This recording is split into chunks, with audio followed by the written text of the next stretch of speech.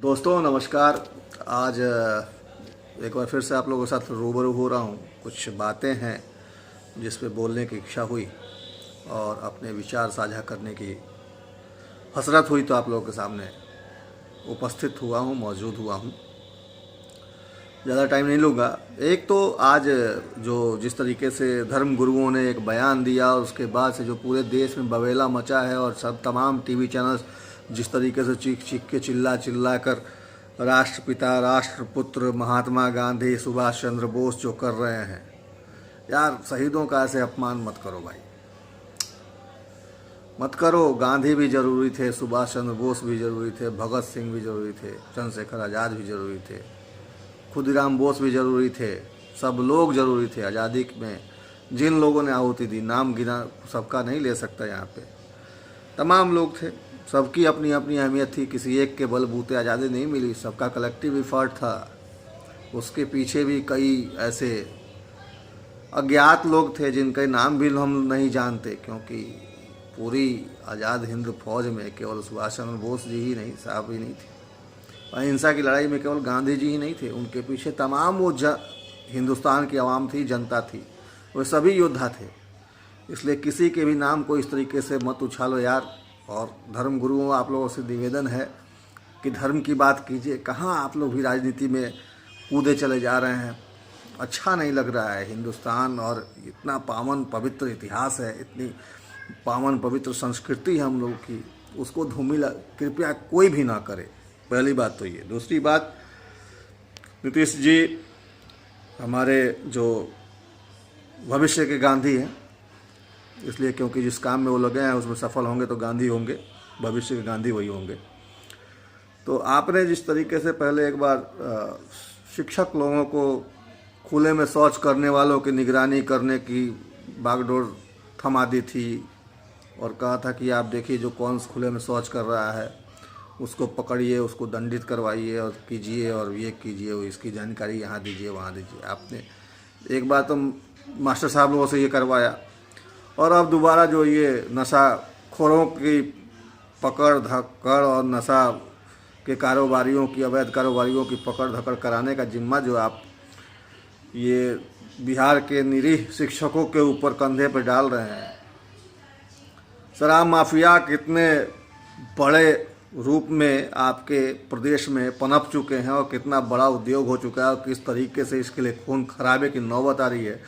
Police को तो शराब माफिया बकसते ही नहीं है, पीटते हैं। आप लोग जाते हैं, आपकी पुलिस, हमारी पुलिस कहीं जाती है शराब के धंधेबाजों के बीच में, उनका जहाँ भट्टियाँ चल रही हैं वहाँ पे, तो कई बार उन पे हमले हो जाते हैं उल्टे में। पुलिस को सर पे पैर रख कर भागना पड़ता है। तो शिक्षकों को बेचारों क्यों इस आग में आप झोंक रहे हैं पता नहीं। लेकिन मैं भी एक शिक्षक का बेटा हूँ। मुझे खुशी है कि मेरे पिताजी इस दौर में नहीं है, शिक्षक नहीं है, तो पता नहीं उनको भी शायद करना ही पड़ता अगर होते तो अच्छा है कि पहले रिटायर हो गए और अब तो बेचारे पिताजी हम लोग के बीच में नहीं है, लेकिन उनकी संस्कृति और उनकी सिखाई हुई सभ्यता और उनका दिया हुआ जो भी आदर्श है, मार्गदर्शन था, उस पर हम लोग चलने की कोशिश करते हैं और करते रहेंगे। और मेरे पिताजी पे मुझे गर्व है क्योंकि उनकी बात भी कभी करेंगे। तो एक तो ये है मैटर। तो भाई मास्टर साहब को बकस दीजिए आप, ये सब काम उन लोगों के बलबूते नहीं हो सकता है, इसमें किसी और को लगाइए। समाज सुधार का जिम्मा शिक्षकों के मत्थे पर उड़ा जाता है कि समाज सुधार का जिम्मा उनके ऊपर है, लेकिन अब समाज सुधार वाला जिम्मा, ये वाला जिम्मा आप जो जिसके लिए आप लगातार अभियान चला रहे थे और जगह जगह हर जगह जा रहे थे, तो वो जिम्मा भी अब उनके कंधे पर मत डालिए, प्लीज़, आपसे आग्रह है।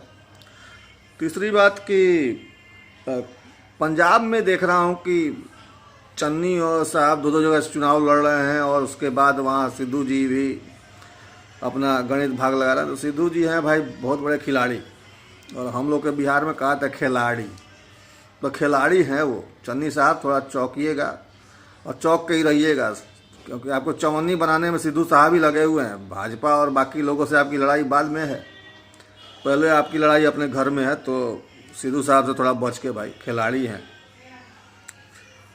और चौथी बात कि वेब सीरीज़ आजकल देख रहा हूँ, पसंद आता है मुझे वेब सीरीज़ देखना, खास करके जो अंडरवर्ल्ड और इस तरह के अपराध पे और पॉलिटिकल क्राइम थ्रिलर जो होती हैं वो सब पसंद आती हैं।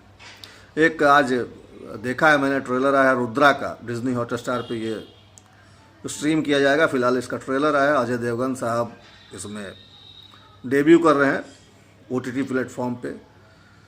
तो अजय देवगन साहब को लगता है कि अब समझ में आ गया है कि उनके दिन शायद पूरे हो रहे हैं, क्योंकि कंटेंट जो वो लेकर आए हैं वो एक ब्रिटिश कंटेंट है, लूथर सीरीज है, सेम उसका हिंदी वर्जन है, रूपांतरण है। तो अब ऐसा लगता है कि या तो राइटर्स की कमी हो गई है, मूल जो कंटेंट होता है वो अब हमारे यहाँ लिखने वाले लोग कम बच गए हैं।